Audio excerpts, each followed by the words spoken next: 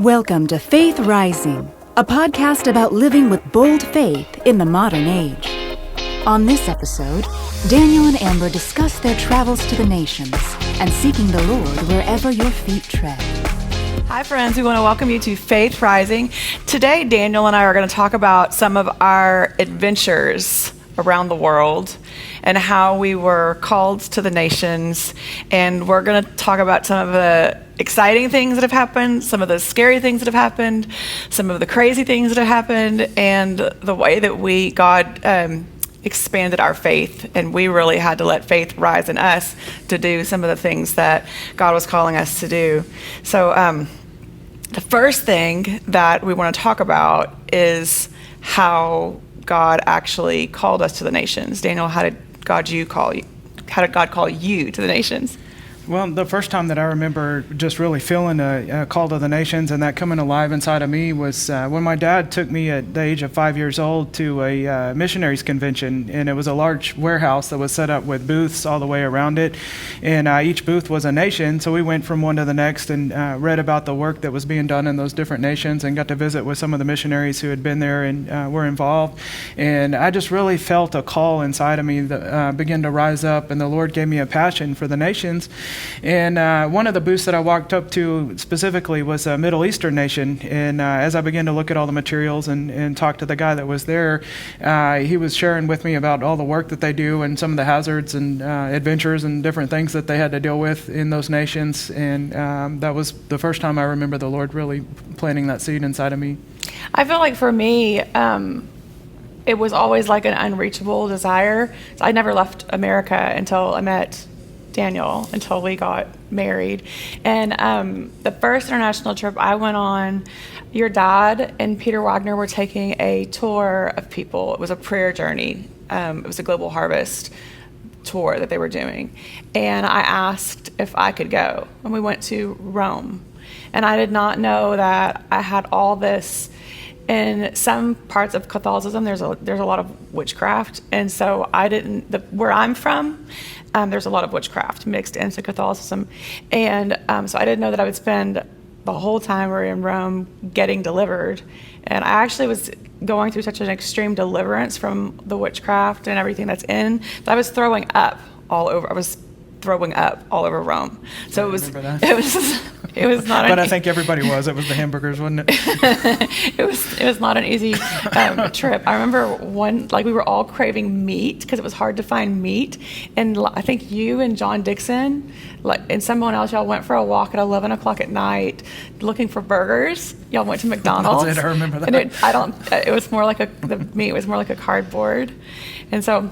It wasn't what we're used to here at home, that's for sure. Yeah. But then as we're traveling internationally and experiencing different things, a lot of things aren't what we expect here at home and what we're used to. But, as we go forth into the nations in our call, and we're called to the nations, sometimes the Lord takes us places to deliver us, like Amber just shared with you, and then other times he takes us there to bring deliverance. And it's this relationship that we have to come to with the Lord as we walk that out from nation to nation to see what he has for us there. And that's something that Amber and I are really excited to talk about. It's near to our hearts and something we've had a chance to take a part in quite a bit over the years, living in Israel and many of the different nations that we've been to. And the Lord always gives us a piece. When we go to different nations, there's some piece that we're supposed to pick up there in our understanding of what he's doing in that nation, what he's doing in the earth. Yeah. Tell us about when you knew you were called to Israel. Well, first of all, I want to back up a little bit. The first experience I actually had with Israel, my dad had taken both of us to Israel on a trip, and as we came home, I became just violently ill in the airport, and I came home sick. I'm surprised, actually, that they let me get on the airplane and come back. You were running like 104 temperature. But the first time that anybody visits Israel as a believer, the Lord really has an effect on your life. The Word becomes real to you in a way that it hasn't before, and that's what had happened with us. And so I got on the plane sick, and I came home, and I was in law enforcement at the time, working for Salina Police Department. And when I got back, we were short-staffed, and my police chief told me that I needed to work that week, even though I was sick, and that I could just sit in the police department and wait, and if a call came in, to answer the call, but otherwise to try and get better and stay close to the radio. So I spent a week in the police department, and finally, after several days, one night, it was 11 o'clock at night, and I felt prompted. I felt the Holy Spirit just prompt me and say, get up and move. You need to get out and you need to go patrol the city. And at the time, I didn't know why. I just felt that motivation, and I knew I was supposed to get up and go. But you were still violently ill. ill. I was still very sick at the time. And I jumped in my police car and started to patrol the city. And within a few minutes, I pulled into a neighborhood called Carter Ranch. And it was under construction. None of the houses there were completely built yet. I think it has 800 homes in it now. And I pulled back into the back end of Carter Ranch, and there was a large lake there, and by the lake there was a car parked back behind the lake without any lights on or anything, and we had a lot of problems with construction thefts and different things, so I knew that there was something going on back there that probably shouldn't be. And as soon as I hit the car with the spotlight on the squad that I was driving, it lit up and took off and just flew out of the neighborhood.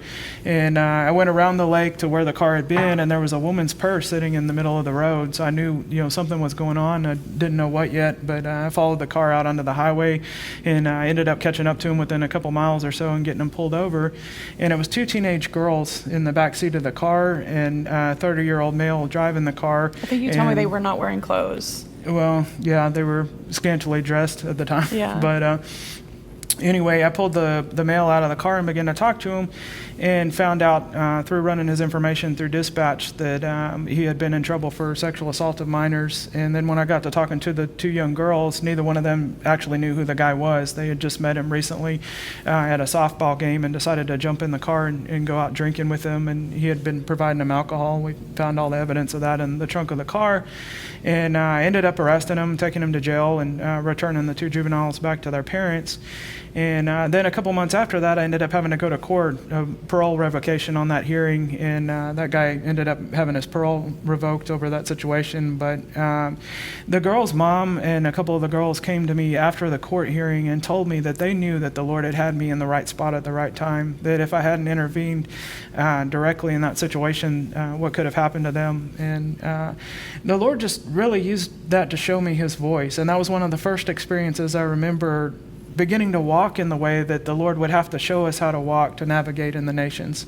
And it's really incredible to me that happened right as we had come back from Israel the first time. And then, of course, we didn't move to Israel till a couple years after that when I got out of law enforcement. But I remember a series of events that happened during those couple of years where the Lord really got to me and began to show me how I would have to walk if I was to navigate call in the nations. I think we had to, I know before we would go on certain trips, I would go through like panic kind of mode, like attacks.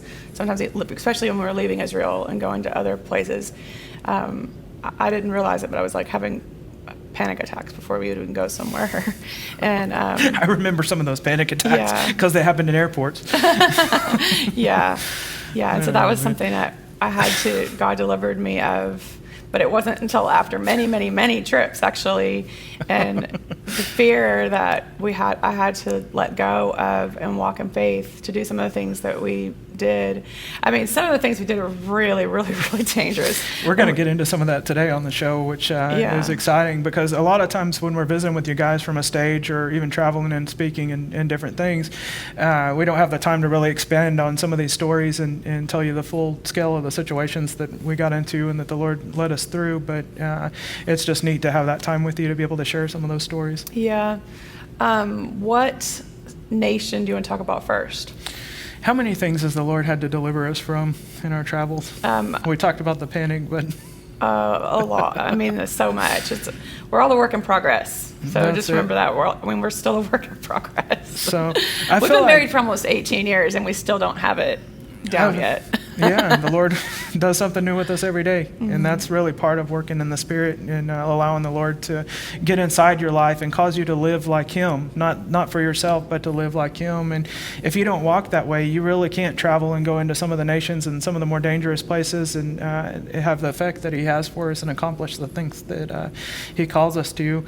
And I feel like Amber and I both really felt and experienced that call before the Lord led us into Israel, but He had to show us that beforehand. And when I got out of law enforcement, we already had another trip that was scheduled to Israel, and I got out of law enforcement for a different set of reasons, but we decided a couple weeks later to go ahead and go with Dad back to Israel. And that was the trip where He began to show us the vision for the next step in our life, which would lead us into the nations. Yeah. Amber, why don't you share with us about what happened on that trip? On the second trip to Israel? That's right. I had a dream. Well, we were there.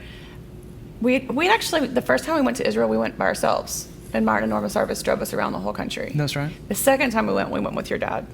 And Daniel, he had already put in his 2 weeks notice at the police department. So he knew he was leaving we were leaving that chapter of our lives, which was a hard chapter. The Lord has to shut one chapter in your life to show you the vision and to bring you into the next chapter a lot of times. And I remember all the discussions, and people think that it's just easy, that it's always a clean break, when one season ends and you go into the next season. And I can tell you from experience that wasn't, an easy season in my life, but the Lord brought me up to such a higher level through that in our call and what He allowed us to do, that it literally opened up the world to us and opened up the nations to us. It literally did, yeah. So we were in Israel that second time, and I had a dream. I think we've shared this before a few times probably, but I had a dream that we were moving to Israel. And I woke up that morning and I just told Daniel that I had a dream we moved to Israel. He wasn't seeing it yet, but then we joined a meeting with Daniel's dad and some other leaders in Israel, and Chuck had said that he thought we would be moving to Israel to the other leaders. And, Daniel and I both thought that we had individually told his dad about my dream. I almost turned on her that morning. I was like, what did you tell him? Yeah. I hadn't agreed to this yet. Yeah, because he was still, that was a big change for me. Yeah, it was. Well, there's a lot of stuff that you had to give up. There's like guns, and there's like all the stuff you like to do you couldn't do in Israel. Everything I love to do is in Texas and in the southern United States. I like to hunt, and I like to fish, I like to hike, and do all kinds of stuff. So we had to give up. We had to give up a lot to go. I mean, we were selling our cars. Our finances had to be completely rearranged. Yeah, we put our house on the market, and so it was really like being pulled apart too, and but I feel like we want to talk about some of the top adventures in some of the trips that we went on. Like, what was you remember the first trip that we went on internationally from Israel was right after Elijah was born? Yeah, so that was a really wild one. Yeah, so Emmanuel Kure had come into Israel, and he invited us to come to Nigeria to minister in a conference that he was having in Nigeria. And we called Chuck, and Chuck, I could tell, was nervous because he was like, what, Nigeria? Nigeria is a very difficult country. We had to have security guards. Anybody with any sense was nervous on that one. We had security guards all the way around, all the time. And Elijah was 3 months old. So what mom leaves their baby when the baby's 3 months old? But we just knew we were supposed to do it, and there was so much grace for that. I'm not saying that everybody should do that, but it was something that God called us to do at that time. We didn't do that with all of our children, but with Elijah, we left him at 3 months old and went to Nigeria I think we were gone for 4 days. Well, the Lord told us to go on that trip. I remember that really clearly, and how we had to wait on the Lord really to settle both of our emotions, because we had different emotions in that situation. And you being a mother and having a child that young, being separated from Elijah even for a short period of time, and knowing what a dangerous country we were going into was something that you had to have peace about. We didn't have a will yet, and that some of those back roads were crazy. Those through Nigeria. I still don't have a will now. I probably should get one. But that's faith, that's trust in the Lord, and letting him guide your steps. And each step of the way, we had to come to a peace where we knew that what we were hearing was the Lord's voice to take those steps. And so I remember that first trip that Amber and I made to Nigeria, and I want to share with you guys a little bit about that so you can get a visual of what it was that we saw when we got there and the overall experience that we had. If you don't know Emmanuel Kure, he's a friend of ours and a strong leader in the Pentecostal movement in Nigeria. And he's got a compound that's up north of Abuja, the capital. And in this compound, there's a 15-foot fence, all the way around the place for their protection. Well, explain why, because here when people hear compound, they think of something different. The reason it's a compound is because it literally has to be for security purposes. So if you look at where Kafanchan sits on the map, it's right between northern and southern Nigeria, and there's a line almost that splits Nigeria in half, and the northern half is Muslim and the southern half is Christian. So there's a strong tension along that line, and it's kind of similar to Jerusalem. We're used to that because living in Jerusalem, we had a Muslim side of the city and a Jewish side of the city, and there's almost like a fault line that runs right between the two, where most of the terrorist attacks that you'll have and different problems that they have occur right along that line. And so their security has to be just tremendous there in the city of Kafanchan. And the compound that we went to had a hospital building on it where they serve the community. It has a sanctuary that sits up to 6,000 people. It was full when we were there, so there were 6,000 people there, many of them local and several from and there other are people countries. all around the building looking in the windows. And there were people all around the building looking in the windows. There was no air conditioner, and there were bugs falling on us and different things. We were actually covered in bugs. We actually got used to the bugs flying onto us. It was like you were wearing a bug jacket or bug pants. Amber pulled out a can of bug spray, and we became the most popular people in the building real quick. Like, they just passed it down the line. Everybody sprayed the bug spray on. So some of those memories, that we built and that the Lord allowed us to be a part of, really humbled us and put us in a position where we gained a love for the nations, that we got to go out into the nations and build relationships with the people, and not only see the Lord's work in that nation, but allow him to do a work in us as well. And so our time in Nigeria was something that the Lord really used in our lives to strengthen our faith, but also to show us what it would take to get certain places that were part of our call that he had us go to. And we began to really just gain an understanding of what the Lord's doing in the nations, because without the Holy Spirit, you can't really grab a hold to that. And the way that the Lord's trying to build one new man between Jews and Gentiles and build an understanding of what he's doing in the earth, sometimes you just have to go there and see it. And even though Nigeria was a tough trip, and well, I remember panicking right before the trip, and because I was like about leaving Elijah and all this stuff, and I said, well, I'm just not, like, right about a few hours before I was supposed to get on the plane, I said, I'm not going. And then Daniel said, well, I'm not going if you don't go.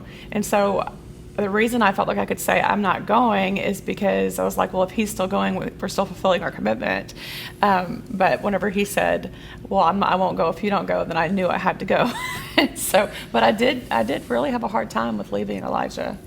But it was a test of our faith, yeah. And that's what I really see in it, that as we traveled there, and even some of the things that the Lord allowed us to see, which was a new reality for us. I mean, when you travel through African nations and some of the Asian nations and different parts of the world, the reality that you're struck with is something so foreign to us coming from here in the United States. And, I think everyone from the United States should travel at least once somewhere to a hard place just to see what the rest of the world looks like. But when we got there, I remember the security measures and stuff that they had. Boko Haram had been pulling people out of cars on the roads and robbing and killing people and doing bombings and all kinds of different stuff, which we were used to some of that coming from Israel because we had already lived there for a while, but different culture, different dynamic, and we had to learn those things. And it was several hours, wasn't it, from Abuja to get there. The pastors from the ministry picked us up and took us, and we were not allowed to leave the compound while we were there. Remember when you asked them if you could go out and take a picture? You wanted to walk outside the compound and take a picture. They sent 2 soldiers with AKs with me out just to turn around and shoot a picture of the compound and walk back inside. And one day we were coming out of the hotel building. It was hilarious because they put us in a hotel room there that had Dad's picture on the wall. Like each one of the hotel rooms had a different prophet, a picture of him on the wall. That was funny. Somebody that their ministry was affiliated with. And so we're sleeping in the bed looking up at Dad's picture. So those good relationships are awesome. Yeah. But we came out of the hotel building on the way to the sanctuary one morning, and 3 black Suburbans pulled up onto the property, and about 15 soldiers jumped out with machine guns and stuff, and we started to turn around and walk back inside the hotel room. Because, we were scared. We started running because, I mean, if that happens in Israel, you start that running. In Israel, you're moving. You Yeah. turn around, you're running. Yeah. So. But it was the head of the anyway, Pentecostal organization. Yeah, it and was a security detail. The head Yeah. of the whole organization was there to speak that day. But Well, Paul, in the Bible, he says, I've learned to base and to abound. a base and a bound. That's Yeah, right. and so we did learn that because we stayed in some really different situations that were scary and that were not what we would consider nice places, and then we've gotten to do some of the best things and stay in some of the best places. I remember when we started going, there's a set of islands that we have gone to that we can't say specifically because of what Daniel did there, but we were going to this, and, at first we went on a vacation because we'd always wanted to go there. We didn't know the Lord would actually use us there. And I remember Chuck would say, go and just see if you can find any Christians. We haven't been able to find any Christians there. When we got there, we would ask, and people would get really nervous and be like, nope, I've never heard of a Christian. Because it's illegal to be anything but Muslim in this group of nations. Yeah. You go to this jail group of for being islands. anything but Muslim. Yeah, there. this group of islands we were in. And we don't want to tell you guys where is because we want to go back. But we were going there on vacation, and then finally, the third time we went back, Daniel made the connection to go and minister in the underground church. Now, this is one of the top 5 most unreached nations in the world. And we have been to 2 of those places, both of which we cannot say the names of them. Right. Because we were not. So when the Lord ended up finally opening the door in this particular nation that Amber's talking about, we were actually headed to another location that's got close ties with the set of islands that she's talking about. And I was speaking to the pastor there before we came, and I said, if you know anybody in this set of islands, it's something that we've been praying about for a long time, and we'd like to contact the underground church there and be able to go and pray with them and hear what the Lord's doing in this nation and just make that connection. And he said, well, I don't really know anybody directly, but give me a few weeks and let's see what the Lord does. And literally a week before we went to his church, he had a pastor from the set of islands that we're talking about contact him and say, I'm from the set of islands, I'm part of the underground church, and the Lord told me to contact you and let you know that. I want you to pray for us, and I want to meet you. And so he ended up coming to meet this pastor at the same time that we were there speaking at their church, and we left that nation and went directly to the set of islands with the plan to meet with the underground church. Whatever, we had the kids with us too. So when we're on this set of islands and Daniel had to devise a plan, like we're speaking in code the whole time, he and I had to go in the middle of the ocean to come up with this plan to make sure nobody could hear us. And the way that even he had to text this. I was only able to communicate with the pastor through social media apps and stuff because I couldn't call him directly at the time. And so they had to talk in code. I don't even know how they figured it out, how they were going to meet up, how they were going to tell us about when you got to the main island. Well, I made a plan with the resort that we were at to travel into the mainland, into the main island, and meet with the underground church there. And I told them that I was just going shopping in a tourist area and I needed to ride into town. So I got up that morning and I got on a speedboat and spent about an hour heading into the main island. And if you look at where the boat dock is, it's attached to the airport and that location. And what I'd been told by the pastor that was supposed to meet me was to go in and sit down in the departures area of the airport, and that someone would find me, that not to ask any questions, just to get in the car with them and go. And so I went and I sat down in the departures area, and the internet had gone down in the airport the day that I was there, so I was no longer able to get in touch with them via social media applications and stuff. And about a half an hour went by, nobody showed up, and I'm sitting there starting to get nervous, and I'm looking around. There are policemen walking around checking people's IDs and asking them, what their travel plans are and everything. So I thought to myself, I'm not sitting here any longer, I'm going somewhere. So I got up and I jumped in the nearest taxi and just told them to take me into town to where the tourist shops were. And so they took me into town, and after a few minutes I ended up being able to reconnect with the guy that was supposed to pick me up, and a white van with 2 men pulled up in it, and they told me to get in the back, and I jumped in the back of the van, and they took me to an apartment where there were about 20 people gathered, and told me that this nation has around 400 believers that are underground that meet in several different congregations, and I got to speak to them that day and pray with them, and they filled me in on everything that was going on there. Yeah. It was really incredible. And then after the meeting, we left, and he went by a tourist shop and came back out with a bag full of like posters and keychains and different things, and handed them to me and said, if anybody asks you, you were shopping. And we drove around the island and shot pictures at several famous locations and stuff that tourists go to, so that they'd be on my phone in case anybody asked me on the way back to the outer islands. The management of the hotel that me and the kids were at kept calling me because they thought it was suspicious that Daniel had gone where he had gone, and they just kept calling me the whole time he was gone. When is he gonna be back? Have you heard from him? And it was just really, it was a little scary because he could have definitely gotten put in jail. I guess we probably all could have, for sure. That's not a place I want to go to jail. I don't want to go to jail anywhere, but that place is specifically not a good place to go to jail. Yeah. So, and there are many, many stories like that. If you really get to talking to people, other ministers here in this ministry that have traveled to the nations a lot, back in the 70s and 80s, several of our pastors were involved in taking Bibles into Russia and China and different places. Your dad, To just watch how the Spirit of the Lord has exploded in some of those places. Like we watched it ourselves with China, because we would have groups of Chinese people that would come to Israel and attend meetings at Glory of Zion there when we were there in Israel, and get to talk to them, and just the exponential harvest that's going on in that nation. And a lot of times if you don't connect with people on a personal basis, you don't get to hear some of these stories, and the faith and the testimony is lost socially because we don't have that personal access to people. So that's another thing, that as we're traveling and we build those relationships, we get to hear the encouragement of the Spirit of the Lord and what He's doing in all the nations. We want to thank you for taking the time to listen to some of our stories and adventures, and we have so much to share that we're gonna do a part 2 because we've run out of time for today. And so be looking out for that next episode of part 2 of our adventures in the nations. Bless you.